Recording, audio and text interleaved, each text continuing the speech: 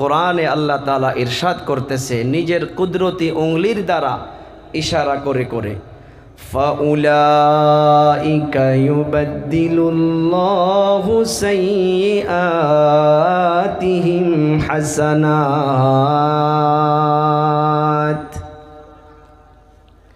আল্লাহ তাআলা নিজের কুদরতে উংলির দ্বারা ইশারা করে করে বলতাছে যারা কোরআন শোনার জন্য এসেছে, আল্লাহ তাআলা বলতেছে ফাউলাইকা ইউবাদদিলুল্লাহু সাইয়্যাতিহিম হাসানাত। সাইয়্যাত বহু বচন, হাসানাত বহু বচন। সাইয়্যাত হইতেছে আমার আপনার জীবনের গুনাহ, হাসানাত হইতেছে নেকি সওয়াব। আল্লাহ তাআলা বলতেছে এই কোরআনের মাহফিলে বসার জরিয়া করে রে বান্দা, আমি আল্লাহ তাআলা তোমার জীবনের একটা নয় দুটা নয়, সাইয়্যাত হইতেছে বহু বচন। আমি আল্লাহ তাআলা তোমার জীবনের সব গুনাহ খাতাগুলো, সব সাইয়্যাতগুলো বদলায়া দিব, মিটায়া দিব। সে গুনাহগুলোকে মিটায়া দিয়া আমি আল্লাহ তাআলা সেই জায়গার মাধ্যমে সওয়াবের দ্বারা ভরপুর করে দিব। কাদের জন্য ভরপুর করবে? এই আয়াতের শুরুর দিকে লক্ষ্য করে দেখুন, আল্লাহ তাআলা বলতেছে ওই মানুষগুলোর জন্য, ওই যুবকদের জন্য, ওই বান্দাদের জন্য। আল্লাহ তাআলা জানাইয়া দিলেন ইল্লা মান তাবা, যারা তওবার নিয়তে বসবে। জীবনে যা করেছি মাহফিলের মাধ্যমে বসে বসে যদি দিলটা আল্লাহর দিকে রুজু করে দিতে পারি, তওবার নিয়তে যদি বসতে পারি, এই বাবারা বন্ধুরা আমি বলতেছি না যে তওবা মানুষের হাত ধরে ধরে করো, দিলের খবর কেউ না জানে, একজনই জানেন, তিনি হইতেছেন আমার আপনার আল্লাহ। ইল্লা মান তাবা, এক নাম্বার হইতেছে রে মানুষ তওবার নিয়তে বসতে হবে। দুই নাম্বার হইতেছে ওয়া আমানা। আমানার ব্যাখ্যা মুফাসসিরিনে কেরাম এখানে ঈমান কবুল করাকে বলে নাই, আমানার ব্যাখ্যা বলা হইতেছে এখানে যেও বলুক না কেন, আকসাদুল হোক না কেন বা অন্যান্য হুজুরগুলো হোক না কেন, যেটা আমরা এখানে বসে বসে শুনব সেটাকে আমি আপনি মাথা নিচু করে মেনে নিব। কারণ ঈমান না থাকলে এই বৈঠকে বসতেই পারতাম না। ঈমানই পাওয়ার আমাকে আপনাকে এই কোরআনের মাহফিলে বসার তৌফিক দিয়েছে, বলুন ঠিক না বেঠিক? ঈমান না থাকলে এই কোরআনের মাহফিলে বসতে পারতাম না। আল্লাহ তাআলা বলতেছে রে বান্দা ওয়া আমানা, তুমি যা শুনবা সেটাকে তুমি মাথা নিচু করে মেনে নিতে হবে। তারপর হইতেছে ওয়া আমিলা আমালান সালিহা। আল্লাহর তরতিব দেখুন, এক নাম্বার তওবার নিয়তে বসতে হবে, দুই নাম্বার মানার নিয়তে বসতে হবে। আর মানব কোন সময়? জলসায় বসে বসে যদি নিয়ত করি আজকে জলসা শুনব, এক মাস পর থেকে আমল করব, রমজানুল মোবারক থেকে আদায় করব, রমজানুল মোবারক থেকে ভালো হব, না রে বাবা না, আপনার তওবার শর্তর মাধ্যমে পাওয়া গেল না। ওয়া আমিলা আমালান সালিহা, এখানে বসে বসে নেক আমল শুরু করে দিতে হবে। পারবো তো ইনশাআল্লাহ? তওবার নিয়তে বসি, নিজেকে বদলানোর নিয়তে বসি। যদি আমি আপনি নিজেকে বদলানোর নিয়তে না বসি না, 2 ঘন্টা আলোচনা শুনলেও কোনো ফায়দা হবে না। অন্তরটাকে আল্লাহর দিকে রুজু করে দিয়ে নিজেকে চেঞ্জ করার নিয়তে বসি। আমি যে আয়াতে কারিমা আপনাদের সম্মুখে আজ তুলে ধরেছি, আল্লাহ তাআলা ওই আয়াতের ভিতরে আমাকে আপনাকে বলতেছে, মা বোনগুলো রয়েছে। আল্লাহ তাআলা বললেন মান আমিলা সালিহাম মিন যাকারিন আও উনসা, শর্ত লাগাইয়া দিল ওয়া হুয়া মুমিন। দুনিয়ার জমিনে পুরুষ হইতে পারে অথবা নারী, আমি আল্লাহ তাআলা জানিয়ে দিলাম সে যদি মুমিন হইয়া থাকে, সে যদি ইমানদার হইয়া থাকে, আর ইমান আনার পর সে যদি ভালো ভালো কাজ করে, ভালো ভালো কাম করতে পারে, আল্লাহ তাআলা বলতেছে রে মানুষ, আমি তোমার জন্য এই দুনিয়াবি জিন্দেগিটা সুখ শান্তিওয়ালা জীবন দান করে দেব। আল্লাহ তাআলা বলতেছে মান আমিলা সালিহাম মিন যাকারিন আও উনসা ওয়া হুয়া মুমিন ফালানুহইয়ান্নাহু হায়াতান তাইয়্যিবাহ, হায়াতান তাইয়্যিবা, পাক পবিত্রতাওয়ালা জীবন, সুখ শান্তিওয়ালা জীবন দয়াবান আল্লাহ তাআলা এই দুনিয়ার জমিনে আমাকে আপনাকে দান করে দিব। শর্ত হইতেছে ইমানটা আনার পর এই দুনিয়ার জমিনে নেক আমল করতে হবে। আজকে সারা পৃথিবীর দিকে লক্ষ্য করে দেখুন, প্রত্যেকটা ফ্যামিলির মাধ্যমে টেনশন। বাবা ছেলেকে নিয়ে টেনশনে পড়ে আছে, ছেলে বাবাকে নিয়ে টেনশনে পড়ে আছে, স্বামী স্ত্রী টেনশনে পড়ে আছে।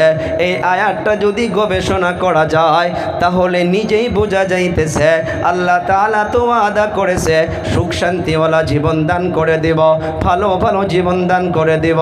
কিন্তু ফ্যামিলির দিকে তাকায়া দেখলে সুখ নাই, শান্তি নাই, শুধু টেনশন আর টেনশন। এর দ্বারা বোঝা যায় আমার আপনার জিন্দেগির মাধ্যমে নেক আমল হয় নাই, ভালো করে আমল করতে পারি নাই, যার জন্য পড়ায় ফ্যামিলিগুলো টেনশনে পড়ে আছে রে বাবারা বন্ধুরা। আল্লাহ তাআলা তো ওয়াদা করেছেন তুমি ঈমান আনার পর, তুমি মুমিন হওয়ার পর যদি নেক আমল করো, ভালো ভালো কর্ম করো, আমি আল্লাহ তাআলা তোমাকে সুখ শান্তিওয়ালা জীবন দান করে দেব। আজকের তারিখে অন্তরের মাধ্যমে হাত দিয়া বলেন 100-র ভিতরে 99% মা বাবা সন্তানকে নিয়ে টেনশনে আছে। কথা কয় না নাই? আল্লাহ তাআলা বলতেছে এই দুনিয়ার মাধ্যমে সব দিয়ে আমি আল্লাহ তাআলা শেষ করব না। এই দুনিয়া থেকে যখন বিদায় হইয়া যাবা, ময়দানে হাশরে যখন ফয়সালা হবে, এই দুনিয়ার মাধ্যমে যারা নেক আমল করে করে চলে যাবা, ভালো ভালো কর্ম করে চলে যাবা, আমি আল্লাহ তাআলা বলতেছি রে বান্দা, তাদের জন্য ওয়ালানাজিজিয়ান্নাহুম আজরাহুম বিআহসানি মা কানু ইয়ামালুন। এই দুনিয়ার মাধ্যমে সব কিছুই দিয়া শেষ করব না। কিয়ামত যখন কায়েম হইয়া যাবে, এই দুনিয়ার জমিনে যে যুবকগুলো, যে মাগুলো, যে বোনগুলো, যে বাবাগুলো, দাদাগুলো এই দুনিয়ার জমিনে থাকা অবস্থায় নেক আমল করে যাব, ভালো ভালো কর্ম করে যাব, দয়াবান আল্লাহ তাআলা কিয়ামতের ময়দানে আমাকে আপনাকে সেগুলো কর্মর ফল দান করে দিবে।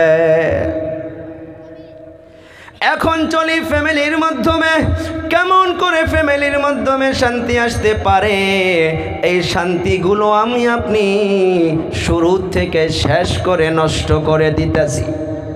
এই যে দুনিয়ার মাধ্যমে আমি আগেই বললাম যে একতরফ আওয়াজ উঠানো হইতেছে যে সন্তান তোমরা মা বাবার হককে আদায় করো, মা বাবার হককে আদায় করো, মা বাবার হককে আদায় করো। এই যুবক ঠিক আছে, ঠিক আছে, মা বাবা যদি উনাদের হককে আদায় না করে তথাপি আমাকে আপনাকে মা বাবার হককে আদায় করতে হবে। কিন্তু দুনিয়ার জমিনে যারা বিবাহ করেছেন তারাও শোনেন, আর যারা বিবাহ করেন নাই তারাও শোনেন। এই যে সন্তানকে নিয়া হযরতে ওমর রাদিয়াল্লাহু তাআলা আনহুর দরবারে একটা বাবা ওনার আপন সন্তানকে নিয়ে সন্তানের নামে বিচার দেওয়ার জন্য নিয়ে গেলেন। ও বাবার দল, ও প্রধানী সীমা, মনোযোগরে শুনবা। ওই বাবাটা সন্তানকে নিয়া যখন ওমরের দরবারে চলে গেল, ওমরের দরবারে গিয়া বলতেছে, ও খলিফাতুল মুসলিমিন, আমার সন্তান আমার কথা শোনে না। কি বলতেছে? আমার ছেলে আমার কথা শুনে না। ও হুজুর, এই সন্তানের বিচার করে দেন। সন্তানকে আমি কোনো একটা কথা বলে বোঝে না, সন্তান কোনো একটা কথাও মানে না। ওমরের দরবারে সন্তানের নামে আপন বাবা বিচার দিয়া দিল। বাবা যখন সন্তানের নামে বিচার দেওয়া শেষ হইয়া গেল, ওই 16 বছরের সন্তান বলতেছে, ও হুজুর অল্প দাঁড়ান, আমারও কিছু কথা আছে। সন্তান কার দরবারে? ওমরের দরবারে। সে ওমরকে একজন ইহুদি আর একজন মুসলমান, নবীর ঝগড়া লেগেছিল, নবীর দরবারে গেছে যে হুজুর আপনি ফয়সালা করে দেন।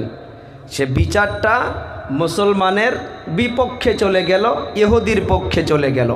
চলে যাওয়ার জন্য এ মুসলমানের বিচার পছন্দ হয় নাই। এ মুসলমান ইহুদিকে সঙ্গে নিয়া ওমরের দরবারে চলে যাইতেছে। যাওয়ার পর ওমরকে বলতেছে যে হুজুর, মুহাম্মদুর রাসূলুল্লাহ যেটা বিচার করেছে আমাদের পছন্দ হয় নাই। ওমরকে পাম দিতেছে, কয় হুজুর আমার আশা যে আপনি সঠিক বিচার করবেন। মানুষ আছে না পাম দেওয়া মানুষ, কয় আপনি সঠিক বিচার করতে পারেন, এর জন্য আপনার দরবারে আসলাম। ওমর জিজ্ঞাসা করলো, কে বিচার করেছিল? কয় মুহাম্মদুর রাসূলুল্লাহ। কয় পছন্দ হয় নাই? কয় না। কয় দাঁড়াও, কয় অল্প সময় বসো।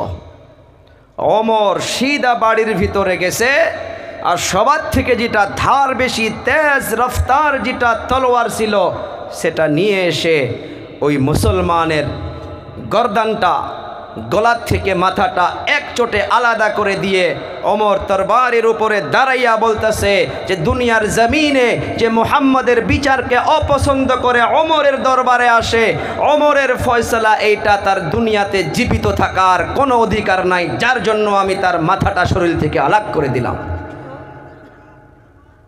আর এই ওমরের দরবারে একজন বাপ তার ছেলেকে নিয়ে বিচার দিতেছে, লেকিন ছেলে বলতেছে হুজুর আমারও কিছু কথা আছে।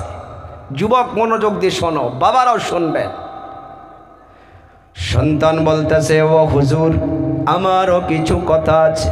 ওমর বলতেছে, রে বাবা বলো তোমার কি কথা? বলে, ও হুজুর আপনারাই তো নবীর হাদিস বারবার আমাদেরকে বুঝান। দয়ার নবী বলে গিয়েছে দুনিয়ার মাধ্যমে নেক সন্তান পাওয়ার জন্য মানুষ বিবাহর পর থেকে চেষ্টা করলে চলবে না। যারা বিবাহ করেছো তারাও শোনো, যারা বিবাহ করেন নাই তারাও শোনেন। আমরা তো মনে করি এগুলো ইসলামেই না। আপনারাই বলেছেন নেক সন্তানের জন্য বিবাহর আগ থেকে প্রস্তুতি নিতে হয়। এ বাবা কেমন করে প্রস্তুতি নিবা একটা নেক সন্তানের জন্য? নবী আমার বলে গিয়েছে দুনিয়ার জমিনে মানুষ 4টা গুণ দেখে মেয়েকে বিবাহ করে। কয়টা? কথা কন যুবকগুলো, কয়টা? 1 নাম্বার হইতেছে মেয়েটা কত খুবসুরত, কত সুন্দর দেখা যায়। 2 নাম্বার হইতেছে মেয়েটা কত মালদার। 3 নাম্বার হইতেছে মেয়েটার খানদান কেমন। 4 নাম্বার হইতেছে মেয়েটার ভিতরে দিনদারি আছে কিনা। নবী আমার বলে গেল 3টা জিনিস যদি কম থাকে কোনো টেনশন নাই। 4 নম্বরটা যার ভিতরে পাবা, ওই 4 নম্বরটাকে প্রাধান্য দিয়া ওই মেয়েটাকে তোমরা বিবাহ করে নাও। 4 নম্বরটা কি ছিল গো? দিনদারি। বলি কি ছিল? দিনদারি। এই যে দিনদারি মেয়েকে দেখে যে বিবাহ করবা, এই এখান থেকে নেক সন্তান আসার একটা প্রস্তুতি হইয়াই গেল। এই সন্তান বলতেছে, ও হুজুর আমার বাবাকে জিজ্ঞাসা করে দেখো আমার যিনি আম্মা জান অর্থাৎ আমার বাবা জিনাকে বিবাহ করেছে ওই মেয়েটা অর্থাৎ আমার আম্মা জান একটা অগ্নি পূজা করনেওয়ালা বাড়ির মেয়ে। বাপের নামে বিচার চলতেছে, কিন্তু শোনেন আমরা যারা বাবা হইয়া আছি, আগেই বলেছি যদি বেমারিগুলো আমার আপনার মধ্যে থাকে আমরা ট্রিটমেন্ট হব তো ইনশাল্লাহ। নামাজ পড়া কথা আজকে বলবো না, রোজা রাখা কথাও বলবো না, ফ্যামিলি নিয়ে আলোচনা করব। ওমর রাদিয়াল্লাহু তাআলা আনহু নোট ডাউন করলেন। এই সন্তান বলতেছে ও হুজুর, এতেই কিন্তু শেষ নয়, আমার বাবাকে আরো জিজ্ঞাসা করে দেখো, সন্তান যখন দুনিয়ার মাধ্যমে এসে যায় ওই সন্তানের ডান কানে আযান বাম কানে ইকামত, এই দায়িত্বটা কোনো সমাজের ইমামের নয়, কোনো আলিমের নয়, এই দায়িত্বটা হইতেছে মা বাবার। ও হুজুর, শুধু তাই নয়, আমার বাবাকে প্রশ্ন করে দেখুন, সন্তান দুনিয়ার মাধ্যমে আসার পর 7 দিনের মাধ্যমে সন্তানের একটা ভালো নাম রাখতে হয়। কয় দিনের মধ্যে? বললে মুখস্থ হবে, আমার আপনার দিলে হাড়ে বসে যাবে। কয় দিনে? 7 দিনে একটা ভালো নাম রাখতে হয়। ও হুজুর, আমার বাবাকে জিজ্ঞাসা করে দেখো আমার নামটা কি রাখছে। ওমর প্রশ্ন করে কি নাম রেখেছে তোমার? বলে ও হুজুর, আমার নিজের নামটা নিজেই বলতে শরম লাগে, আমার নামের অর্থটা হইতেছে গোবরের পোকা। নাউজুবিল্লাহ বলি। যেমন আজকের তারিখে যদি বেশি বেশি ফ্যামিলি, যেগুলো ভালো ভালো ফ্যামিলি, খারাপ পাবেন না, ওই ফ্যামিলিগুলোর মাধ্যমে আসল নামটা রেখে দিয়ে তারপর ডাক নাম রাখে টিঙ্কু, পিঙ্কু, মিঙ্কু, আছে না নাই? কথা কয় না? এ বাবা, ওই সন্তান ওমরের দরবারে বিচার দিতেছে, ও হুজুর, আমার বাবা আমার নামটা এমন ভাবে রেখেছে যে নামের অর্থ হইতেছে গোবরের পোকা। ওমর নোট ডাউন করলো। ও হুজুর, এতেই শেষ নয়, আমার বাবাকে জিজ্ঞাসা করে দেখো 7 দিনের মাধ্যমে মাথার চুলটা কামাইয়া দিতে হয়। আমার বাবাকে প্রশ্ন করে দেখো, আমার চুলটা পর্যন্ত কামাইয়া দেয় নাই। আর এই চুলটা সাফাই করার পর চুলটা ওজন করে যদি আল্লাহ তাআলা সক্ষম দিছে, তার ওজনে রূপা চাঁদি ওজন কইরা সদকা করে দাও। আমার বাবাকে প্রশ্ন করে দেখো, আমার বাবা সেটাও করে নাই। ও খলিফাতুল মুসলিমিন, আরো শুনুন, বাপ কিন্তু একটা বিচার দিছিল, খালি মনে আছে না? বাপ একটা বিচার দিছিল, আমার সন্তান আমার কথা শোনে না। ও হুজুর, 7 দিনের মাধ্যমে মা বাবার হক ওই সন্তানের জন্য আকিকা করা। আমার 16 বছর বয়স হইয়া গিয়েছে। ও হুজুর, আমার বাবাকে প্রশ্ন করে দেখো, আমার নামে আজ অবধি আকিকা করে নাই। ওমর শুনতেছে আর ভিতরে গরম হইতেছে, শুনতেছে আর ভিতরে গরম হইতেছে, গোসা উঠতেছে। বলে ও হুজুর, তাই শেষ নয়, ছেলে মেয়েদিগকে আল্লাহ এবং আল্লাহর রাসূলের বিধান শিখানো দায়িত্ব হইতেছে সর্বপ্রথম মক্তবের শিক্ষক নয়, মাদ্রাসার শিক্ষক নয়, মসজিদের ইমাম নয়, এই সন্তানকে আল্লাহ আল্লাহ এবং আল্লাহর রাসূলের তরিকা শিখানো দায়িত্বটা হইতেছে মা বাবার। আজকের তারিখে মা বাবাগুলো দায়িত্ব পালন করতেছে। এমন এমন মা দুনিয়ার মাধ্যমে পাওয়া যায়, সন্তানকে এদিকে দুধ পান করিয়া থাকে, হাতের মাধ্যমে মোবাইল নিয়ে নিয়ে সিরিয়াল দেখতে থাকে। কথা কয় না? এদিকে নাই? আছে না নাই আমি জানি।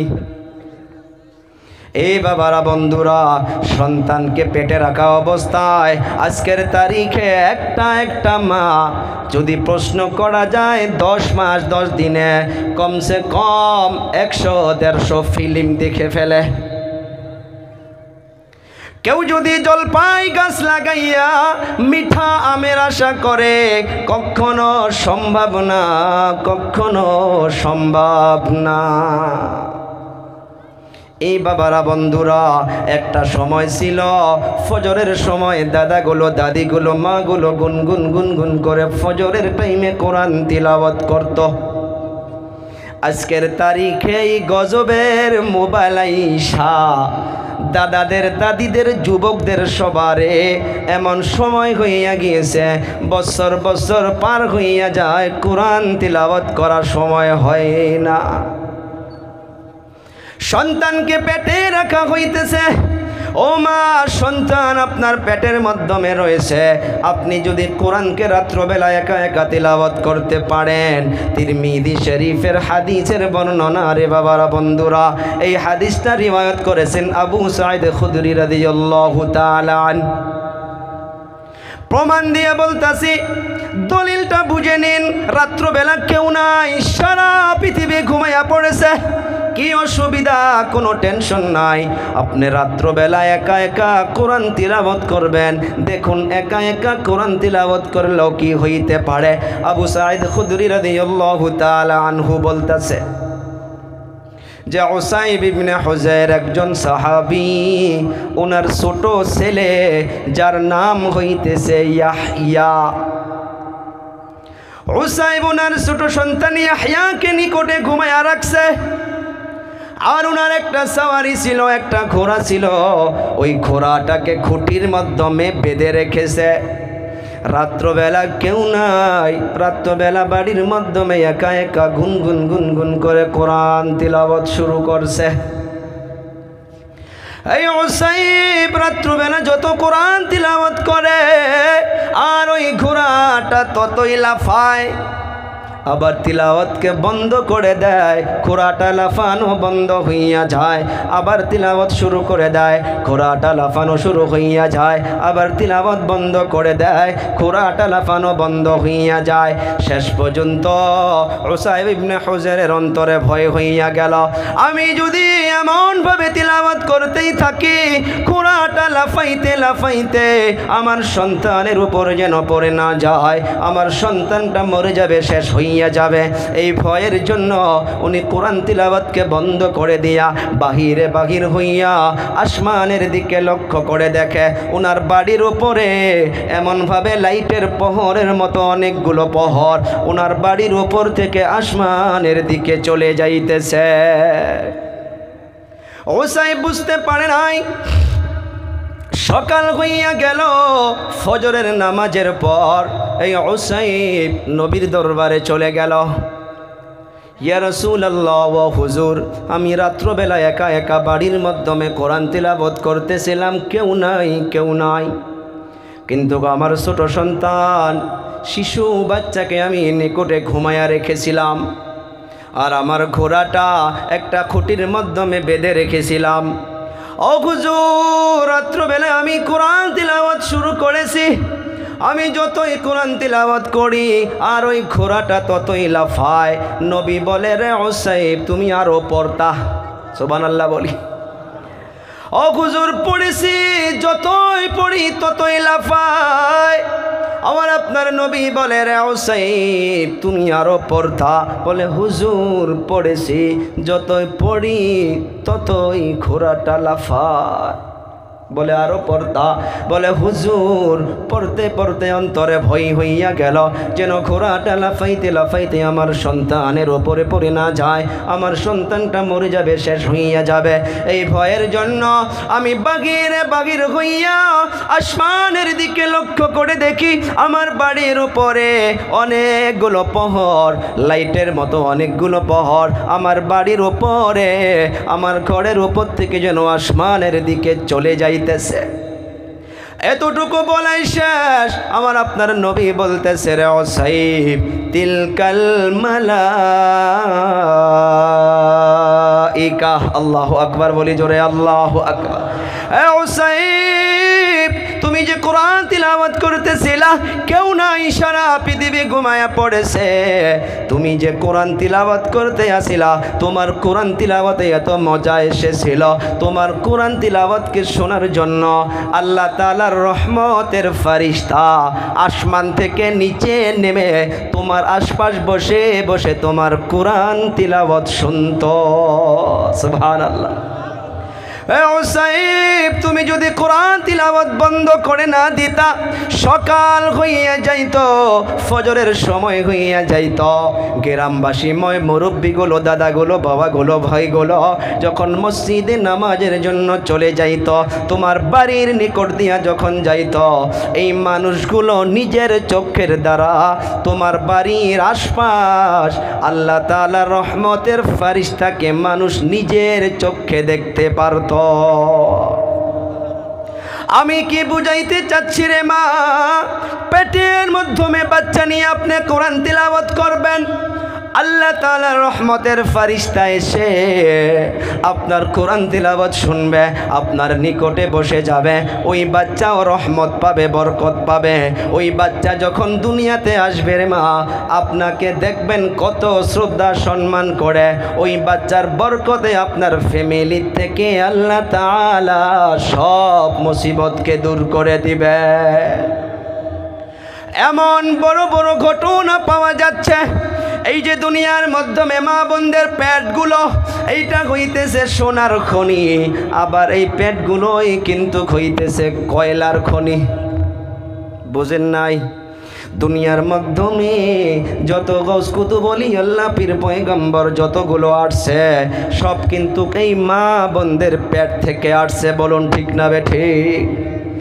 আবার যত দুনিয়ার মাধ্যমে যত খারাপ লোক পাবেন, যত ড্রিঙ্ক করনেওয়ালা পাবেন, যত ড্রাগস সেবন করনেওয়ালা পাবেন, যত জুয়া খেলনেওয়ালা পাবেন, তারাও কিন্তু আমার আপনার মতোই মায়ের পেট থেকে দুনিয়াতে আসছে।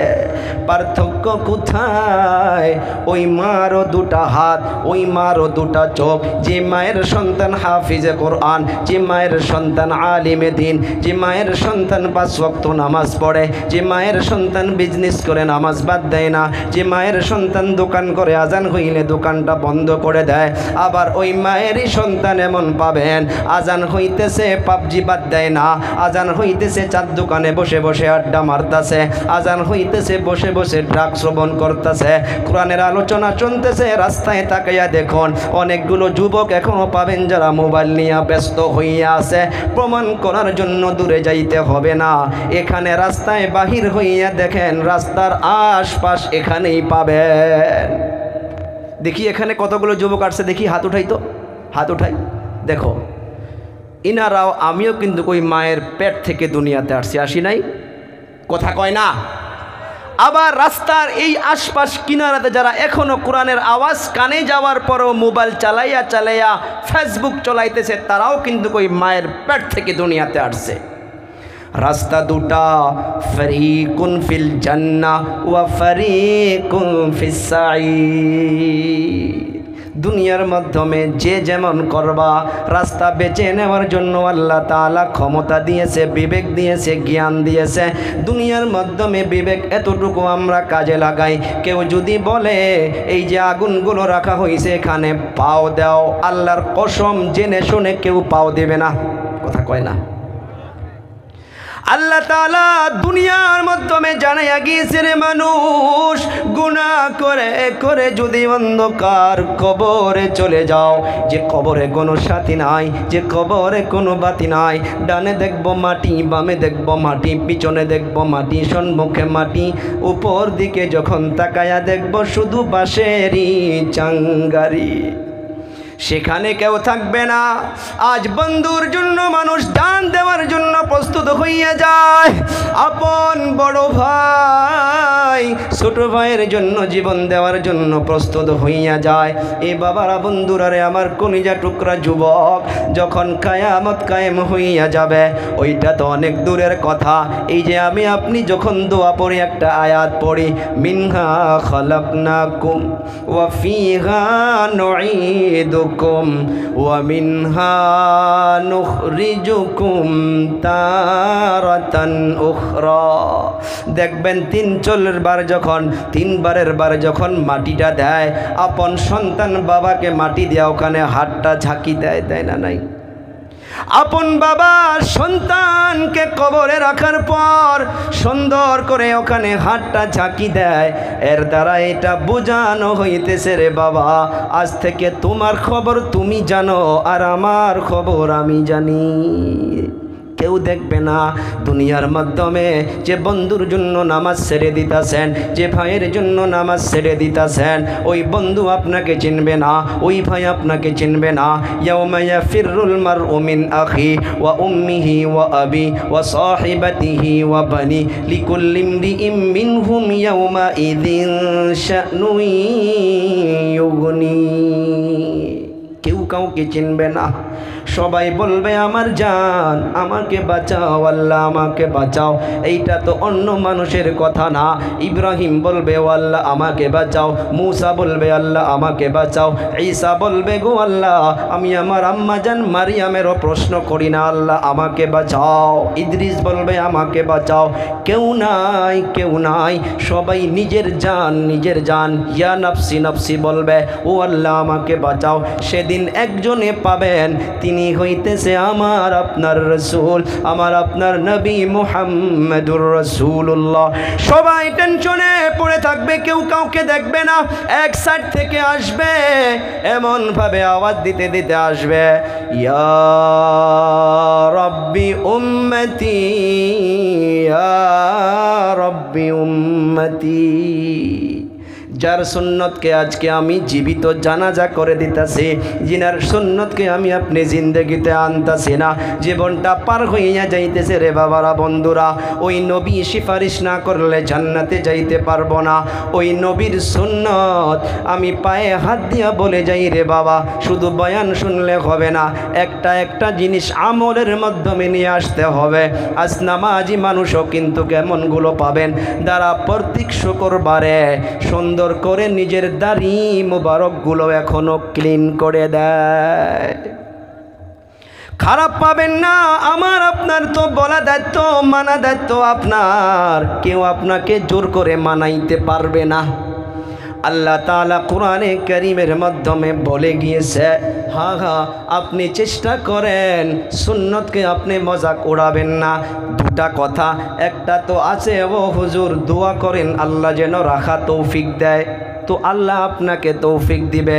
আর যদি বলেন ও হুজুর দাড়ির মধ্যেই কি ইসলাম নাকি, আছে না এরকম কথা? দাড়ির মধ্যেই কি ইসলাম নাকি, এ কথা বলবেন না। এটা বলেন ও হুজুর দোয়া করেন, চেষ্টা করতাছি, আল্লাহ যখন তৌফিক দিবে তখন রাখব। এই কথার মাধ্যমে আল্লাহও খুশি হবে, আর নিশ্চয় মৌতের আগে আপনাকে আল্লাহ দয়ার নবীর সুন্নতকে আদায় করা তৌফিক দিবে। দাড়ির মাধ্যমে ইসলাম নয়, কিন্তু ইসলামের মাধ্যমে তো দাড়ি আছে না নাই?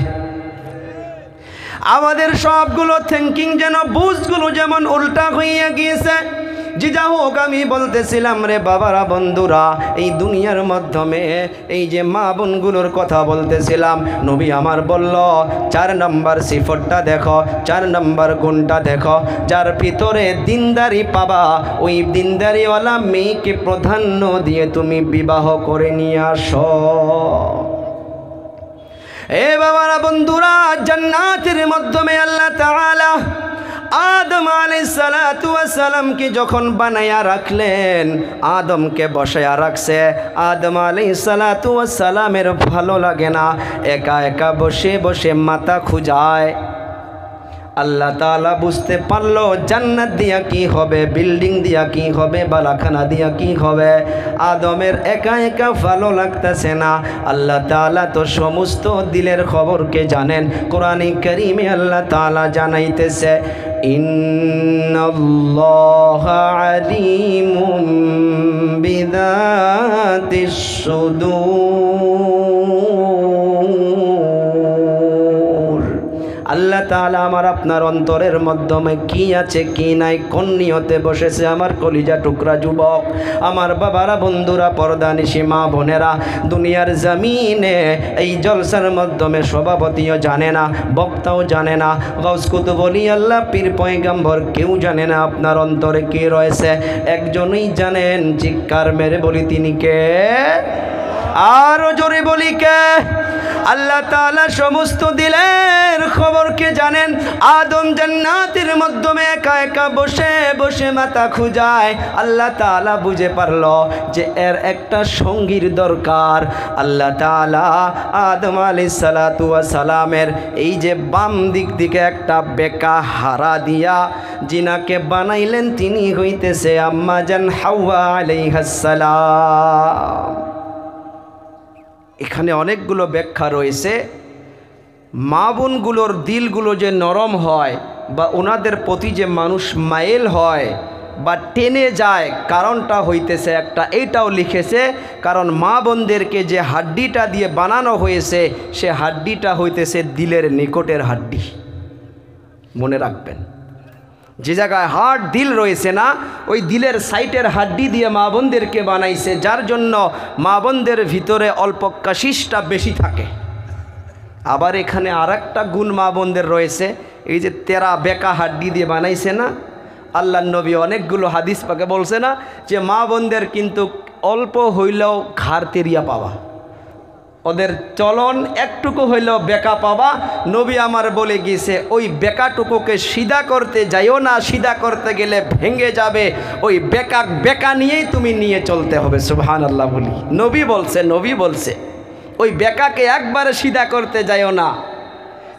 এর ব্যাখ্যায় আবার মুহাদ্দিসিনে কিরাম লিখেছে কোনো কোনো জায়গায় যে স্বামী স্ত্রী যদি কোনো কিছু হয়েই যায়, মাঝে মাঝে স্বামীগুলোরও কর্তব্য যে স্ত্রীকে সরি বলো। কি বলবা? সরি। দেখবা ওরা ফুলে একবারে বাঘ হয়ে যাবো, বাপ আমার স্বামী ভুল স্বীকার করছে। করা যাবে না ভুল স্বীকার? ছোট হব কি? কথা কয় না, ছোট হব কি না। মাঝে মধ্যে আমরা স্ত্রীকেও সরি বলতে পারি যে দেখো সরি, ভুল হয়ে গিয়েছে, আর বাদ দাও। আদম আলাইহিস সালাতু ওয়াস সালাম হাওয়া আলাইহিস সালাতু ওয়াস সালামকে যখন বসায়া রাখলেন, আদম আলাইহিস সালাতু ওয়াস সালাম সুন্দরভাবে ওই হাওয়া আলাইহিস সালাতু ওয়াস সালামের দিকে নিজের হাতটুকু বাড়াইতে চাইলেন।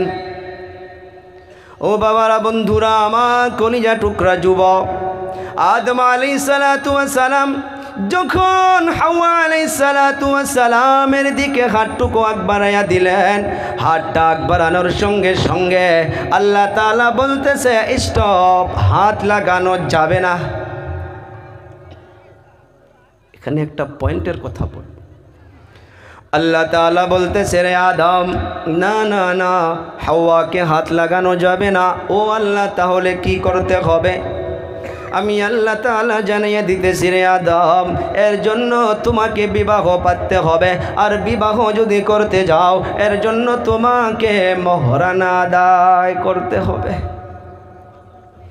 আদম আলাইহিস সালাতু ওয়াস সালাম বলে, ও আল্লাহ, আমার কাছে কোনো কিছুই নাই, কি দিয়ে মোহরানা দিব, কেমন করে দেন মোহর আদায় করব?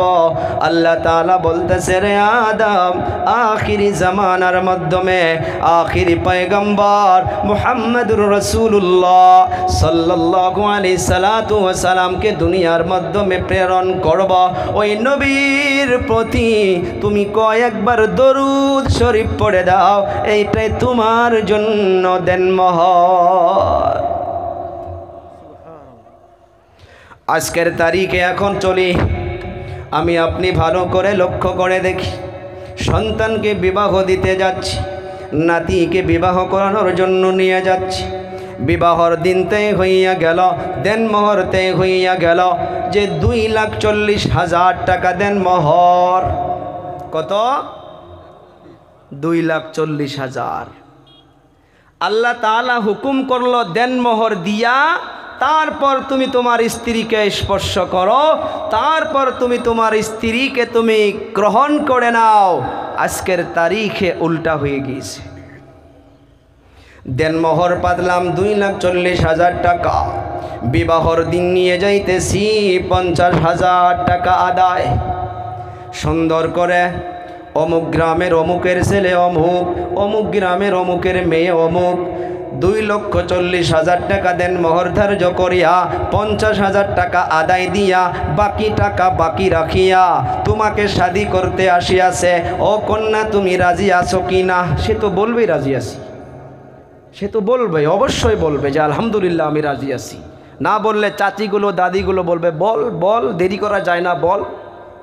ধ্যান দিবেন। হ্যাঁ, এগুলো আমরা ইসলাম বলে মনেই করি না ভাই, চলছে সমাজে, সমাজে চলছে এগুলো। বিবাহ হইয়া গেল, প্রাপ্য ছিল যে মেয়েকে তুমি দেনমোহর কমপ্লিট দাও। অর্ডারটা কার ছিল? এই কথা কয় না ভাই, আল্লাহর। আল্লাহ আদমকে অর্থাৎ সারা পৃথিবীর সর্বপ্রথম আমার আপনার আব্বু জানকে আদম আলাইহিস সালাম, আম্মা জান হাওয়া আলাইহিস সালাম। ইয়া আইয়ুহান নাস ইন্না খালাকনাকুম মিন যাকারিন ওয়া উনসা ওয়া জাআলনাকুম শুউবান ওয়া কাবাইলা লিতাআরাফু। আল্লাহ তাআলা দুনিয়ার মাধ্যমে একটা বাপ একটা মা, এই দুইজন মানুষের কাছে সমস্ত সন্তানকে আল্লাহ তাআলা দুনিয়ার মাধ্যমে ছড়াইয়া দিয়েছে। ওই আদমের হুকুমে উপরে আল্লাহ তাআলা দেনমোহর দেওয়ার জন্য বাধ্য করাইলেন যে পয়সা নাই, তুমি আখিরি নবীর প্রতি দরুদ শরীফ পড়ে দাও, তথাপি দাও, দিতেই লাগবে, বাধ্যতামূলক দিতেই লাগবে। ও বাবা, আগের জামানায় এত এমন ছিল না।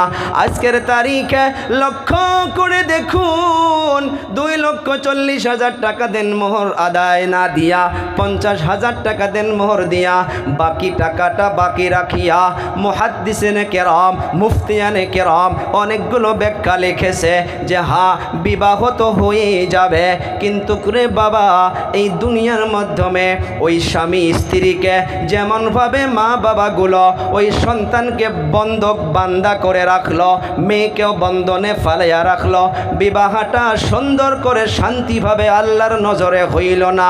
পুরুষগুলো আমরা তো খুশি হইয়া যাই যে 40,000 টাকা দেনমোহর দিয়া বাকি টাকা তো বাকি রাখলাম রে বাবা।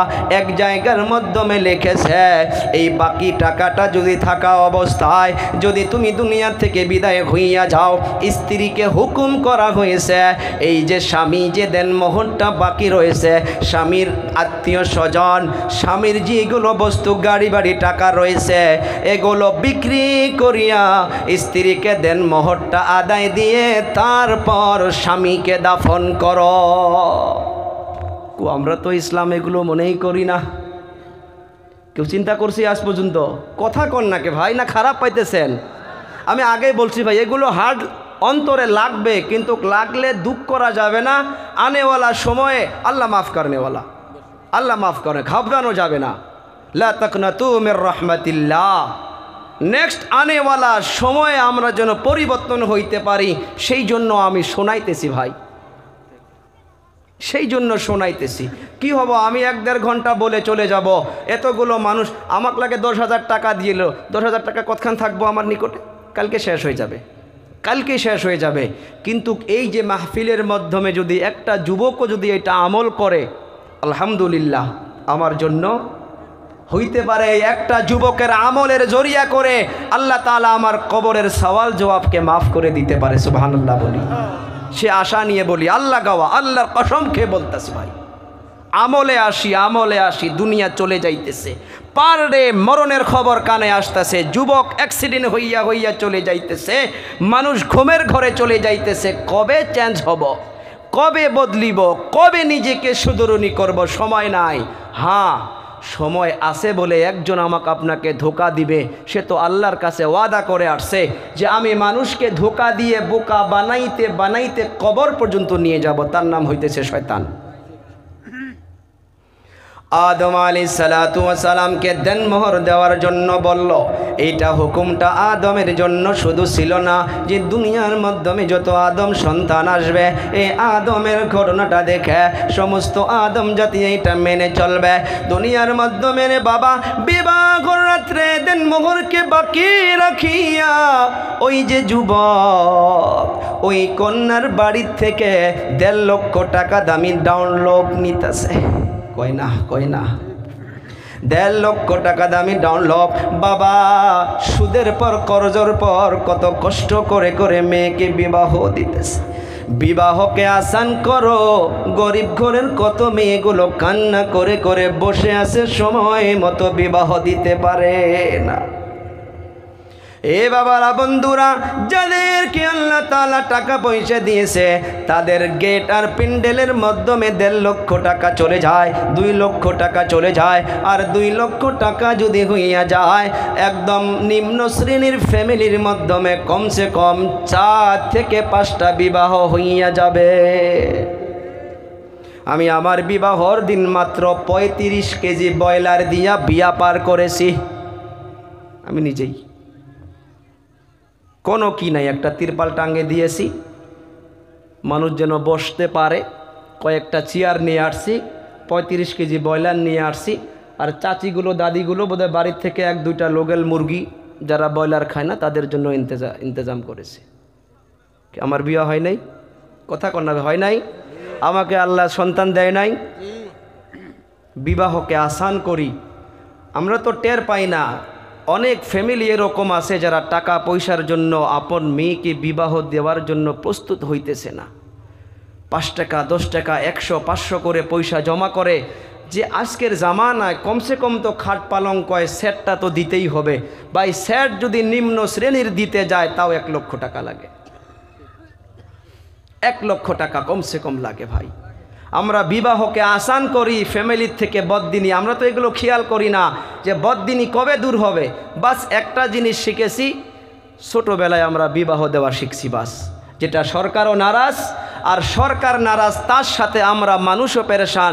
হাসপাতালে গিয়ে লক্ষ্য করে দেখেন যেগুলো ছোটোবেলায় বিবাহ হয়েছে, ছোট্টবেলায় যেগুলো বিবাহ দিয়েছে তারা বেমারের মাধ্যমে লিপ্ত হয়ে আছে। 1 মাস যায় না, 2 মাস যায় না, তাদের বেমার, তারা বয়স না হওয়ার জন্য সন্তানকে জন্ম দিতেছে, এই সন্তানের মাইন্ড কমজোর হইতেছে, সন্তান ব্রেনিয়াল হইতে পারতেছে না, ইত্যাদি ইত্যাদি চলেই আসে। কারণ এখন বলবেন দাদাগুলো যে আগের জামানায় খাইছেন কি? আগের জামানায় শাকের মাধ্যমে বিষ দিছিলেন আপনারা, দেন নাই। মাড়ি কালার মাধ্যমে আপনারা মেডিসিন দিছিলেন, দেন নাই। সবজির মাধ্যমে আপনারা মেডিসিন দিছিলেন, দেন নাই। ধানের মাধ্যমে মেডিসিন দিছিলেন, দেন নাই। আজ 32 বছর চলতেছে। 15 বছর আগে মাসকালাই, যেটা মাটি কালাই, যদি কারোবা বাড়িতে বানাইতো 2 কিলোমিটার দূর থেকে খুশবু পাওয়া যাইতো। আজকে তারিখে রান্না যে জায়গায় করতেছে ওই ভাপ নিয়ে সঙ্গে তাও বাসনা নাই। কোথায় আমাদের এনার্জি আসবে? ওই জামানা ভেবে আজকের তারিখেও আপনারা কম বয়সে বিবাহ দিবেন তো বেমার হবে না কি হবে? আমরা নিজেকে চেঞ্জ করি, এগুলো জিনিস ফ্যামিলি মেনটেন করি আমরা ভাই। দেনমোহর কম দিয়া দিলাম, বাকি রেখে দিলাম। আর ওই বাকি রাখার পর একটা বাইকও নিয়ে আসতাছি, আবার বাইকের সঙ্গে খাট পালঙ্গ নিয়ে আসতাছি, আছে না নাই?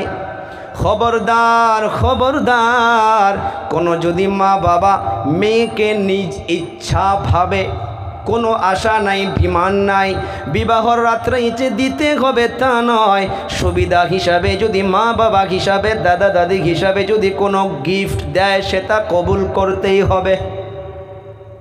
নিয়ত থাকা যাবে না, আশা করা যাবে না, তারপরে যদি কিছু দেয় সেটাকে অ্যাকসেপ্ট করুন। কারণ হইতে পারে যেমন আমার নানি, আমার ওয়াইফের নানি সব নাতনিগুলোকে একটা করে সোনার আংটি দিয়েছে। কি দিয়েছে? সোনার আংটি।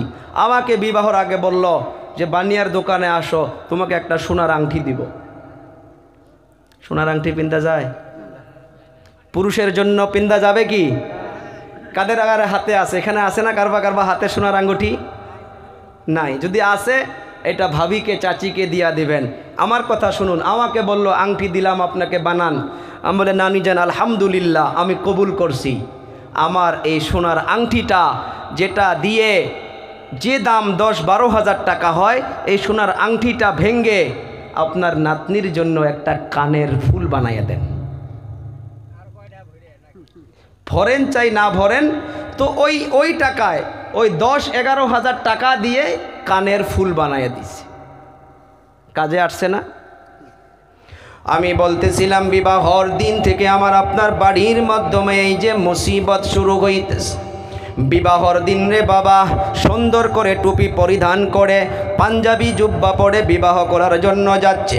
গাড়ি থেকে নামার পর এমনভাবে 5-7টা করে ডিজের মার এমনভাবে কানের মাধ্যমে আসতেছে। ওই দিন তো আস্তাগফার বেশি বেশি করে পড়তে হয়, দরুদ শরীফ বেশি বেশি করে পড়তে হয়, কারণ আজ থেকে আর একটা জীবন সঙ্গী এসে গেল, যার জন্য বিবাহর দিন 3-3টা করে আয়াত পড়া হয়। ইয়া আইয়ুহান নাসুত্তাকু রাব্বাকুমুল্লাযী খালাকাকুম মিন নাফসিন ওয়াহিদা ইয়া আইয়ুহাল্লাযীনা আমানুত্তাকুল্লাহা হাক্কা তুকাতিহি ইয়া আইয়ুহাল্লাযীনা আমানুত্তাকুল্লাহা ওয়া কুলু কাওলান সাদীদা। এর দ্বারা মুফাসসিরিনে কেরাম লিখেছে যে বিবাহ করতে যাচ্ছে তাকে বারবার সাবধান করা হইতেছে, রে বাবা আজ থেকে তুমি সতর্ক হইয়া যাও, সতর্ক হইয়া যাও। কেন জানেননি? যে এতদিন তোমার মা ছিল, বাবা ছিল, বোন ছিল, ভাই ছিল, এদেরকে তুমি সমানভাবে মুহাব্বত করেছ। আজকের থেকে আরও একজন আসতেছে, ওই জন্য সতর্ক হইয়া যাও। তোমার মায়ের মুহাব্বত যেন কম হইয়া না যায়, তোমার ছোট ভাইয়ের মুহাব্বত যেন কম হইয়া না যায়, তোমার ছোট বোনের মুহাব্বত যেন কম হইয়া না যায়। এই মুহাব্বতকে কম করে দিয়া এখান থেকে তুমি মুহাব্বত নিয়ে যেন তোমার স্ত্রীকে দেওয়া না হয়। সেই জন্য আল্লাহ ডাক দিয়া বলতেছে, এ বিশ্বাসী বান্দাগণ আল্লাহর জন্য ভয় করো আর ভিতরে নতুন করে মুহাব্বত পয়দা করো, যে মুহাব্বত তোমার স্ত্রীকে তুমি দিতে পারবা। আমাদের হিন্দু ভাইগুলো পাক ঘুরে আর বলে সাবধান সাবধান সাবধান কয়, কিন্তু কোরআন থেকে নিয়েছে। সতর্ক হও বিবাহ করে আসার পর যেন তোমার মায়ের মুহাব্বত কম হইয়া না যায়, তোমার ছোট বোনের মুহাব্বত কম হইয়া না যায়। স্ত্রী আলাগ বস্তু, কিন্তু তাকেও তুমি আলাগ ধরনের মুহাব্বত দিতে হবে। এ বাবারা বন্ধুরা, আমি বলতেছিলাম এই দুনিয়ার মাধ্যমে বিবাহ করে আসার পর এখন আমি আপনি যে সুখময় ফ্যামিলি জীবনযাপন করব, এর মাধ্যমে আমাকে আপনাকে অনেকগুলো করণীয় কাজ রয়েছে। আজ যদি নিজেই ভাবি যে সব দোষ হইতেছে ভাবির, সব দোষ হইতেছে চাচির, না রে বাবা না, 1 নাম্বার হইতেছে স্যাক্রিফাইস করতে হবে। ছাড় দাও যে হ্যাঁ আমারও ভুল হইতে পারে, আপনারও ভুল হইতে পারে, কিন্তু যদি শুধুই বলি তোমার দোষ তোমার দোষ, নিজে কত ভালো, নিজেরও তো কিছু ভুল হইতেই পারে, সেই জন্য ছাড় দিতে হবে, ছাড়। 2 নাম্বার হইতেছে ঝগড়া করা যাবে না। এই বাবারা বন্ধুরা, নবী আমার একদিন মা ফাতেমার ঘরের মাধ্যমে চলে গেল। মা ফাতেমার ওখানে যাওয়ার পর আওয়াজ দিতেছে, ও আম্মা জান, দরজা খুলে দেখে আলী নাই। ফাতেমাকে প্রশ্ন করে, কোথায় আলী, কোথায়? 4 জন যে খলিফা, এই 4 জন খলিফার ভিতরে 2 জন হইতেছে আমার আপনার নবীর শ্বশুর আব্বা, আর 2 জন হইতেছে মেয়ের জামাই। সুবহানাল্লাহ কই? আবু বকর আর ওমর শ্বশুর আব্বা, মাশাআল্লাহ। আলী আর ওসমান মেয়ের জামাই। আলীর বাড়ির মাধ্যমে আমার আপনার নবী চলে গেল, যে দেখে ফাতেমা একা একা আছে, মনটা নারাজ করে আছে। ও ফাতেমা, আলী কোথায়? বলে রাগ করে আমার আর আপনার জামাইয়ের সঙ্গে আলীর সঙ্গে ঝগড়া লেগে গিয়েছিল, ঝগড়া করে আলী বাড়ির থেকে যেন কোথায় চলে গিয়েছে। ইয়ানি সাহাবা সাহাবিয়াদের মাঝেও মধুর ঝগড়া হইতো, সে ঝগড়াগুলো আল্লাহ নিজেই করাইছে যে হায় আখিরি নবীর উম্মতের মাধ্যমে স্বামী স্ত্রী ঝগড়া লাগতেই পারে, সে ঝগড়াকে কেমন করে সলভ করতে হয় সেটা সাহাবা কিরাম এবং নবী আর মা আয়েশার মাঝখানেও ঝগড়া লাগাইয়া দিয়া সেটা উম্মতকে মেসেজ দিয়েছে যে তোমার মাঝে ঝগড়া লাগলে সেটাকে তোমরা এরকমভাবে সলভ করবা। ফাতেমাকে প্রশ্ন করে আলী কোথায়? বলে গোসা করে চলে গিয়েছে। বলে কোথায়? বলে জানি না, বোধহয় মসজিদে নববীর ওই দিকে চলে গিয়েছে। আমার আপনার নবী শ্বশুর হইলে এমন হইতে হয়, এমনি রাগ করে ডাইরেক্ট থানায় চলে যাওয়া যাবে না। কথা কয় না?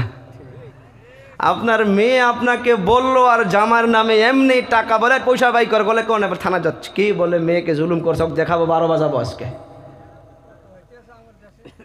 চলতেছে। আমি আগেই বলছি ভাই, এগুলো আমাদের ফ্যামিলি মিটার নিয়ে আলোচনা করতে। দেখেন নবী কি করছে দেখুন। ওলামা কিরামদেরকে জিজ্ঞাসা করবেন, এগুলোই সাপ বিচ্ছুর কিচ্ছা নয়, এগুলো সহি হাদিসের কাহানি বলতেছি আপনাদেরকে। নবী আলীর তালাশে বাহির হইয়া গেল মসজিদে নববীর ওই দিকে, রাগ করে গিয়েছে ফাতেমার সঙ্গে ঝগড়া করে যে ফাতেমা জান্নাতের মাধ্যমে মহিলাদের জান্নাতে কি হবে? সর্দারনি হবে। কি হবে? সর্দারনি। আর ওই মা বোনদের সর্দারনির সাথে আলী হায়দার কাররামাল্লাহু ওয়াজহার ঝগড়া হয়েছে। আর নবী গিয়ে শ্বশুর আব্বা গিয়ে মেয়েকে জিজ্ঞাসা করে কি হয়েছে? বলে ঝগড়া হয়েছে, রাগ করে বাড়ির থেকে যেন কোথায় গিয়েছে। আমার আপনার নবী বিশ্ব নবী সাল্লাল্লাহু আলাইহি সাল্লাতু ওয়া সালাম সুন্দর করে আলী রাদিয়াল্লাহু তাআলা আনহুর তালাশে বাহির হইলেন। চলতে চলতে চলতে গিয়ে দেখে এক জায়গায় বালুর উপরে আলী রাদিয়াল্লাহু তাআলা আনহু ছোট বাচ্চার মতো করে বালুর মাধ্যমে গোড় পারতাছে।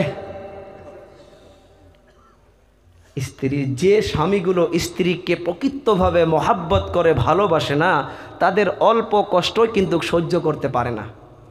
স্ত্রীর সম্মুখে কান্না না করলেও দূরে গিয়ে কান্না করে স্ত্রীর জন্য। অনেক দেখেছি আমাদের ওলামাদের নিকটে অনেকগুলো স্বামী আসে, বলে হুজুর এত মহাব্বত করি হুজুর, তাও এরকম হয়, কোতে চোখের পানি বাহির হয়ে যায়।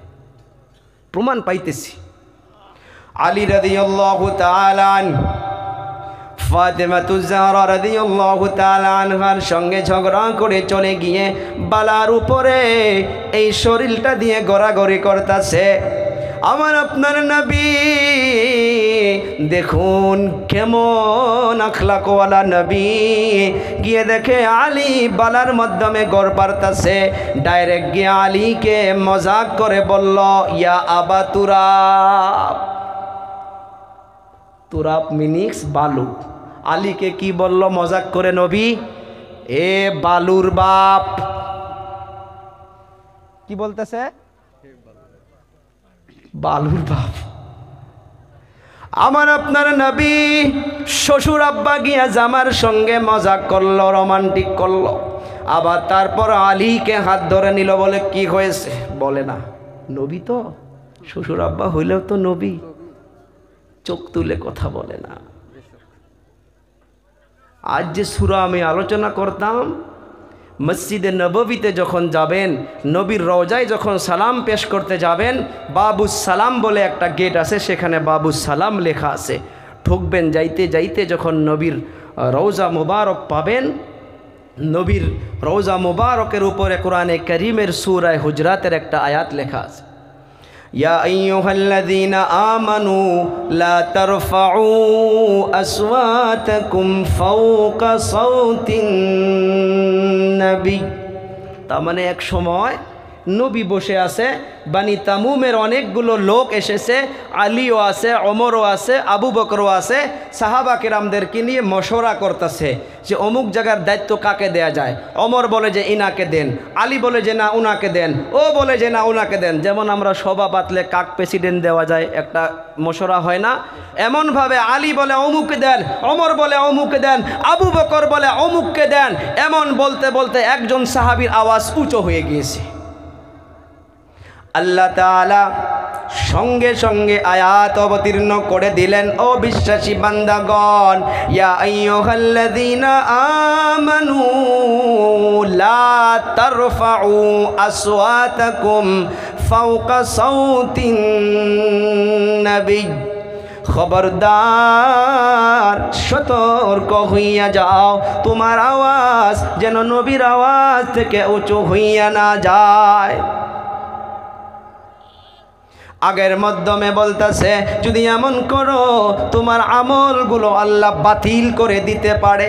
সেই জন্য মসজিদে নববী এবং মদিনাতে যান, ওখানে দোকানদারগুলো জোরে কথা বলে না জলদি, পুলিশগুলো লা ইয়া হাজ্জি, মক্কার মাধ্যমে দেখবেন ইয়া হাজ্জি ইয়া হাজ্জি ইয়া হাজ্জি, মদিনাত দেখবেন ইয়া হাজ্জি লাহে করে বলে। নবী শুয়ে আছে, নবী শুয়ে আছে আদব মতে। এই আয়াতটা লিখে দেওয়ার উদ্দেশ্য হইতেছে নবীর রওজা মুবারকের সম্মুখে গিয়ে দেখেছি আমি, হায় প্যান্ট শার্ট পরিধান করা মানুষও যেমন করে আপন বাবা ইন্তেকাল হইলে, মা ইন্তেকাল হইলে, সন্তান ইন্তেকাল হইলে যেমন করে কান্না আসে না, তার থেকে 100 ডাবল বেশি কান্না নবীর রওজার মুবারকের সম্মুখে দাঁড়াইলে এমনভাবে কান্না আসে। যাইতে যাইতে আমি ওখানে একটা খুঁটি ধরেছি, আর আগ বাড়তে পারি না, যেমন আমি যেন কি হারাইলাম, হায় চোখের পানি ছেড়ে দিয়ে। আল্লাহ জানে যে এখানেও এসে মানুষ হাউমাউ করে চিৎকার মেরে কান্না করবে, কারণ যার ভিতরে ঈমান আছে, নবীর মোহাব্বত আছে, সে ওখানে গিয়ে থাকতে পারবে না। সেই জন্য আয়াতটা ওখানে মানুষ লিখে রাখছে যে সতর্ক হইয়া যাও, এখানে নবীর সম্মুখে এসে যেন তোমার আওয়াজটাও, কান্নার আওয়াজটাও যেন উঁচু না হয়। আমার আপনার নবী আলী রাদিয়াল্লাহু তাআলা আনহুকে হাতটা ধরে তুললো, বলে চলো বাড়িতে। আলী রাদিয়াল্লাহু তাআলা আনহু তো নাও বলতে পারে না, শুনলে অন্তরটা খুশি হইয়া যাবে রে বাবারা, বন্ধুরা আমার কলিজা টুকরা যুবক পর্দা নিশিমা ভগ্নিগণ, আলী রাদিয়াল্লাহু তাআলা আনহুকে আমার আপনার নবী হাত ধরে ধরে বাড়ির মাধ্যমে নিয়ে আসলো। নিয়ে আসার পর একটা বিছনার মাধ্যমে ডান দিকে হইতেছে ফাতিমা আর বাম দিকে হইতেছে আলী। সুবহানাল্লাহ বলি সুবহানাল্লাহ। একটা বিছনা মাধ্যমে ডান দিকে হইতেছে ফাতিমা, বাম দিকে হইতেছে আলী, আর মাঝখানে হইতেছে আমার আপনার নবী। সুবহানাল্লাহ। কই ঝগড়া লাগছে স্বামী স্ত্রীর, নবী এসে একটা বিছনায় মেয়ে আর মেয়ের জামাই, মেয়েকে রাখছে ডান দিকে, আলীকে রাখছে বাম দিকে, একটা পালেঙ্গে নবী মাঝখানে ঘুমাইছে। ঘুমায়া একবার আলীকে মজাক করে, আবার মেয়েকে মজাক করে বুঝায়, আবার আলীকে গল্প শোনায়, আবার মেয়েকেও গল্প শোনায়। মধুর মধুর গল্প শোনাইতে শোনাইতে দুজনার মুখে হাসি এনে দিয়ে নবী নবী নিজের মেয়ে এবং মেয়ের জামাইকে মিলাইয়া দিয়া চলে গেল। এর দ্বারা কি বুঝলাম? থানায় যাব না মেয়ের বাড়িতে গিয়ে সর্বপ্রথম দেওয়ানিগুলোকে না বলে মেয়ে এবং যার হাতে মেয়েটাকে তুলে দিছেন তাকে নিয়ে বসে আপন ছেলে বলে মনে করে তাকে বুঝান, দেখেন আপনাকে মানে কি না।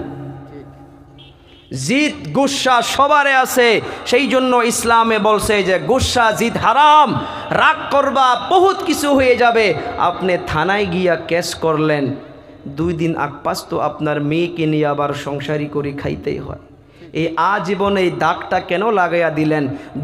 যতই আপনি বাড়িতে তারপরে আপনার মেয়ের জামাইকে দাওয়াত দিয়ে মুরগি খিলান, একবার হইলেও মনে পড়বে আমার শ্বশুর আব্বা আমাকে কাঠগড়ায় তুলছিল। কথা কয় না? নবীর সুন্নাত ফ্যামিলিতে জীবিত করতে হবে। নবী আমার সুন্দর করে দেখুন আলীর নিকটে গিয়েছে, আলীকে ধরে আনলো, আনার পর ডাইরেক্ট তো মিলাইয়া দিতে পারত, কিন্তু না রে বাবা না, আলীকে শোয়াইল, ফাতেমাকে শোয়াইল, নবী নিজে মাঝখানে শুইয়া গেল, আর মজার মজার গল্প শোনাইতে শোনাইতে দুজনারে অন্তরকে মিলাইয়া দিল। ও বাবারা বন্ধুরা, ফ্যামিলির মাধ্যমে 2 নাম্বার পয়েন্ট যেটা হইতেছে, একটা সুখময় ফ্যামিলি বানাইতে গেলে ঝগড়া করা যাবে না। একটা হাদিসের বর্ণনায় পাওয়া গিয়েছে শয়তান তার সিংহাসনটা নিয়া একটা পানির উপরে বসে আছে। সে মেন যিনি, ওনার সিংহাসনটা একটা পানির উপরে নিয়ে বসে আছে। বসে থাকার পর সকালবেলা করে তার যেগুলো চেলা আছে, চেলাগুলোকে পাঠাইয়া দেয়, যাও কে কি কি করতে পারো করো। সন্ধ্যার সবাই ফিরে আসে। একজন বলতেছে, ও হুজুর, আপন দুই ভাইয়ের মাধ্যমে ঝগড়া লাগাইয়া দিয়েছিলাম, ঝগড়া করতে করতে করতে করতে মাথা ফাটাইয়া দিয়েছি। বলে তুমি বসো। আর একজন বলতেছে, ও হুজুর, অমুক গ্রামের মাধ্যমে মসজিদ কমিটি নিয়া, জলসার হিসাব পাতি নিয়া কমিটি মিটিং বসার পর ঝগড়া লেগে মারামারি লাগাইয়া দিয়েছি। বলে তুমিও বসো।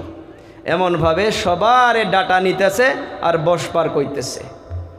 একজন লাস্টে লাহে লাহে আসলো যে, হুজুর, আমি তো অত বড় কাজ করতে পারি নাই। বলে কি করেছ? বলে যে আমি কারাইখাওয়া গাঁয়ে একটা যুবক বাজারে দোকান করে, ওই যুবকটা সন্ধ্যার টাইম বাজার থেকে বাড়িতে আসছে। আসার পর ওনার স্ত্রীকে বলল যে আমাকে খানা খাইতে দাও। স্ত্রী খানা লাগাইয়া দিল। আমি শয়তান ওই যুবকের সঙ্গে খানায় বসে গিয়েছি, কারণ ও হাতও ভালো করে ধোয় নাই, দস্তরখানাও বিছায় নাই, আর বিসমিল্লাও পড়ে নাই। একটা কথা শুনে রাখেন, বিসমিল্লা পড়ে যে খানা না খায়, ওই খানার সাথে শয়তান নিজেও খায়। নাউজুবিল্লাহ বলি, হ্যাঁ, সহি রিওয়ায়াতের কথা। এই শয়তান বলতেছে, কারাইখাওয়া গাঁয়ের একজন যুবক বাজারের মাধ্যমে দোকান করে, সন্ধ্যার সময় বাড়িতে এসে গেল।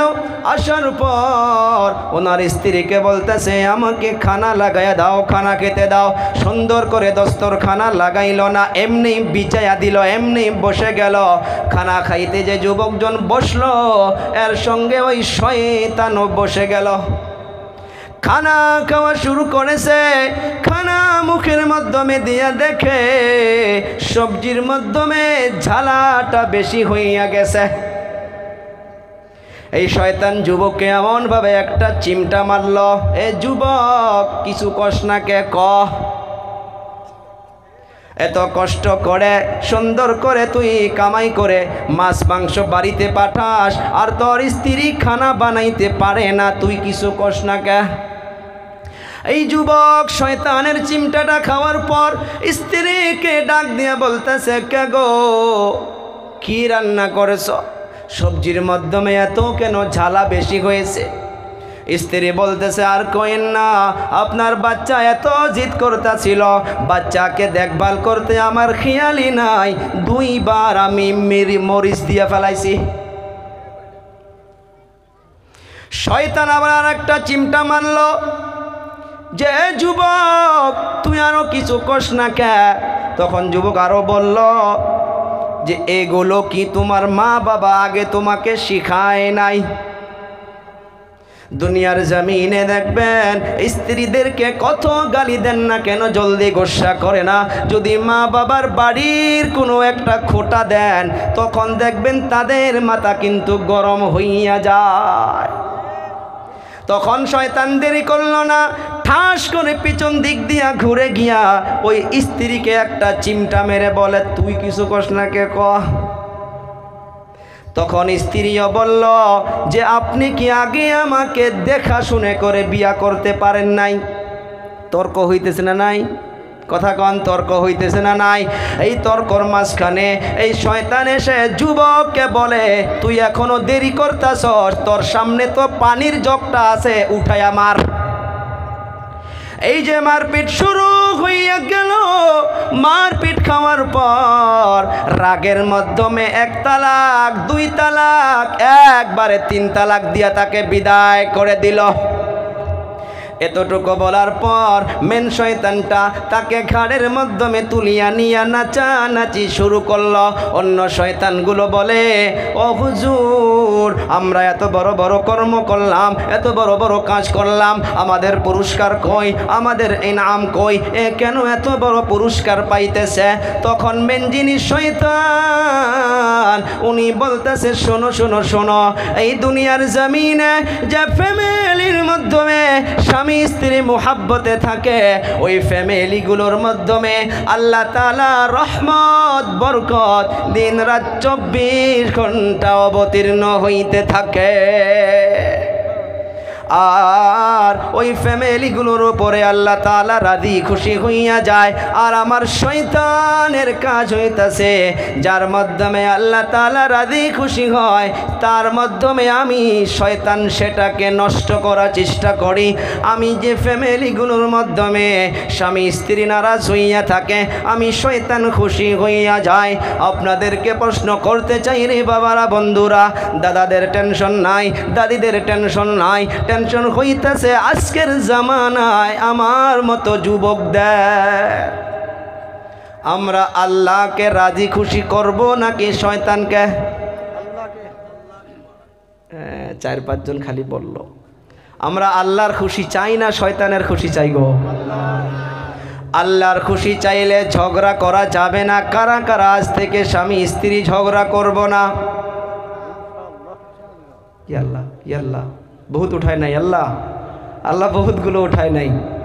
বাচ্চাই তুমি বিয়া করছো? ও হাত উঠাইছে, ও ঝগড়া, যাক নিয়ত করছে যে বিবাহ করার পর সেও ঝগড়া করব না। ঝগড়া করা যাবে না। দেখুন আজকের তারিখে ঝগড়া হওয়ার আরেকটা মেন কারণ হইতেছে, হুজুর কটা বাজে আসবো? আজকের তারিখে ফ্যামিলিতে ঝগড়া লাগার আরেকটা কারণ হইতেছে সন্দেহ বেমার। কথা কয় না যুবকগুলো? সন্দেহ সন্দেহ। দেখি তোমার মোবাইল কাকে মেসেজ করছো, দেখি তোমার মেসেঞ্জারটা, রাত্র 2টা বাজায় অনলাইন দেখছি, দেখি কার সাথে। এই যে সন্দেহ চলতেছে, এই সন্দেহ নিয়া সুন্দর সুন্দর ফ্যামিলিগুলো দুনিয়ার জমিনে জাহান্নামের টুকরা হইয়া যাইতেছে। কথা কোন ঠিক না বেটি? হ্যাঁ, যদি কোনো কিছু হইতেইছে, হয়ে আছে, তাহলে সেগুলো মুরব্বির মাধ্যম দিয়ে সমাধান করো। সন্দেহ করে থাকতে থাকতে থাকতে থাকতে ফ্যামিলিটা জাহান্নামের টুকরা হয়ে যাবে। এই সন্দেহ বেমারকে কেমনভাবে দূর করবা? কোনো তাবিজ নাই, কবজ নাই, কোনো কিছুই নাই। একটাই তাবিজ রয়েছে, যে তাবিজটার নাম হইতেছে আমার আপনার নবীর সুন্নাত। আমার আপনার নবী বিশ্ব নবী সাল্লাল্লাহু আলাইহি সাল্লাতু ওয়াস সালাম সকালবেলা যখন বাড়ির থেকে বাহির হইয়া যাইত, মা আয়েশাকে ডাকতো, ও হুমাইরা এদিকে আসো। মা আয়েশার উপাধি ছিল হুমাইরা। এর দ্বারা মুহাদ্দিসিনা কিরাম লিখেছে যে নিজের হাজব্যান্ডে ওয়াইফকে, স্বামীয়ে স্ত্রীকে ভালো উপাধি দিয়ে ডাকাটাও সুন্নত। যুবকগুলো মনোযোগ দিবেন। এই যে আমরা মোবাইলে যে সেভ করি মাই হার্ট, মাই জান, সেভ করে না?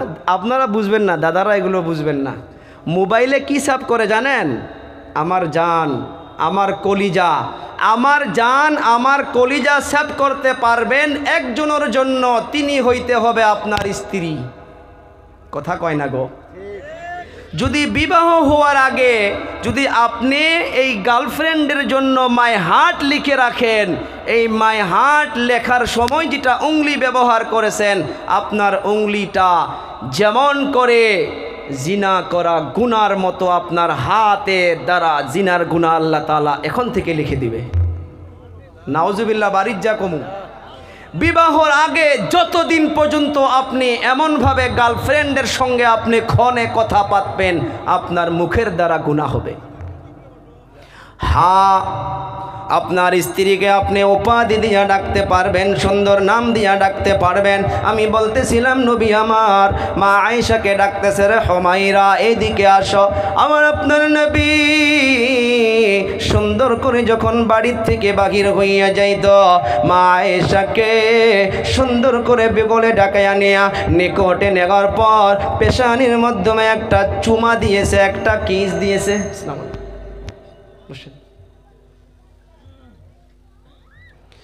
সুন্দর করে পেশানির মাধ্যমে একটা চুমো দিয়া আমার আপনার নবী সুন্দর করে বিদায় হইয়া চলে যাইত। আবার কোন জায়গায় লিখেছে নবী আমার সফর থেকে যখন বাড়িতে চলে আসতো, বাড়িতে আসার পর মা আয়েশাকে ডাকতো, হুমায়রা এদিকে আসো। মা আয়েশা রাদিয়াল্লাহু তাআলা আনহা সুন্দর করে দৌড়ে এসে যাইতো। নবীকে বলে, বলুন, নবী বলে যে ও আয়েশা এক গিলাস পানি নিয়ে আসো। মা আয়েশা সুন্দর করে পানি নিয়ে আসলো। আনার পর নবীকে বলে নেন পানি পান করেন। আমার আপনার নবী বলে রে আয়েশা তুমি আগে পান করো। মা আয়েশা বলে আপনি তো পিপাসা, আপনি আগে পান করুন। বলে না না না আপনি আগে পান করুন। মা আয়েশাকে জোর জবরদস্তি পানি পান করাইলেন। মা আয়েশা গিলাসটা নিয়ে সুন্দরভাবে পানি পান করাইতেছে। পানি পান করানোর পর আমার আপনার নবী দেখতেছে যে গিলাসের মাধ্যমে, যে জায়গার মাধ্যমে ঠোঁট মুবারক লাগাইয়া নবীর সম্মুখে মা আয়েশা পানি পান করত, মা আয়েশা ওই গিলাসের মাধ্যমে ঠোঁট লাগানো জায়গাটুকুর মাধ্যমে আমার আপনার নবী মা আয়েশার সম্মুখে ওই জায়গার মাধ্যমে ঠোঁট লাগাইয়া পানি পান করত। এরকম করলে বলুন ওই ফ্যামিলিতে সন্দেহ আসতে পারবে গো? নবী আমার মাঝে মাঝে কিচেন রুমে চলে যাইতো।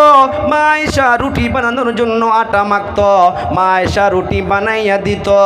আমার আপনার নবী নবুয়তওয়ালা হাত দিয়া সুন্দর করে সে রুটিকে ভেজে দিত।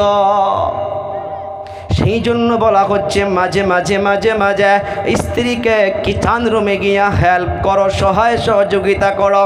আজকের তারিখের মাধ্যমে আমার কলিজা টুকরা যুবকগুলো যদি পাকঘরে চলে যায়, স্ত্রীকে যদি সহায় সহযোগিতা করে, রান্না বান্নায় যদি হাত বাড়াইয়া দেয়, দাদিগুলো চাচিগুলো চাচাগুলো কেউ না কেউ বলে দেখো আমাদের ছেলেটা কত বউপুণ্যি হয়ে গেছে, কয় না? সুন্নতকে বউপুণ্যি বলা হইতেছে। এমন ভাবে স্বামী স্ত্রীর মাঝ থেকে মহাব্বত চলে যাইতেছে রে বাবারা, বন্ধুরা সুন্দর করে মনোযোগের শোনো। নবী আমার মাঝে মাঝে মা আয়েশার সঙ্গে এক প্লেটে বসে বসে খানা খাইতো। আজকের তারিখে পাবেন না, পাইতে পারেন, আগের দাদাগুলোকে পাইতে পারেন। আজকের তারিখে স্বামী স্ত্রী একসঙ্গে খানা খাই না। নবী আমার মা আয়েশার সঙ্গে একসঙ্গে খানা খাইত। কিতাবের পৃষ্ঠায় পাওয়া যায় একদিন গোশের সবজি মা আয়েশা হাড্ডি চাবাইয়া চুচে চুচে দস্তরখানায় রাখত। নবী আমার আয়েশা চাবানো হাড্ডিটা ওই দস্তরখান থেকে তুলে নিয়া আয়েশার সম্মুখে আবার চুচে চুচে খাইত। বলুন এমনভাবে যদি আমি আপনি সুন্নতকে ফ্যামিলিতে জিন্দা করতে পারি, ওই ফ্যামিলির মাধ্যমে কখনো ঝগড়া আসতে পারে না। তাছাড়া আমরা এমন একটা কাজ শুরু করছি, স্বামী স্ত্রী মোহাব্বতের তাবিজ 1102 টাকা 501 টাকা তাবিজ ঝুলাইয়া এই আকীদাগুলোকে নষ্ট করে দিতেছে। আল্লাহর কসম খেয়ে বলতে পারি রে যুবক, স্বামী স্ত্রী কোনো দিন তাবিজ দিয়া মিল মোহাব্বত হবে না। একটাই তাবিজ দিয়া হবে, সেটা হইতেছে দয়ার নবীর সুন্নাত। পারবো তো ইনশাল্লাহ নাকি? অনেকগুলো এরকম রয়েছে তাবিজ যেগুলো নবীর সুন্নাত যদি আমি আপনি ফ্যামিলিতে যদি আমি আপনি জিন্দা করতে পারি, ওই ফ্যামিলিগুলো দেখবেন দুনিয়াতে জান্নাতের টুকরা হয়ে যাবে। আবার মা বোনদের কিছু কথা আছে, মা বোনগুলো তো ভাবলো যে খালি পুরুষদেরকেই বললো। মা বোনদের বেমারি দেখবেন, যদি আপনি বলেন যে আগামীকাল 10টা বাজায় তুমি রেডি হইও তো অল্প গুয়াহাটিতে বেড়াইতে যাব, 10টা বাজায় বলছেন বাড়াইবার, সে বাড়াইতে যদি একটা না বাজায় পরে কই না, আমার কথা কয় না।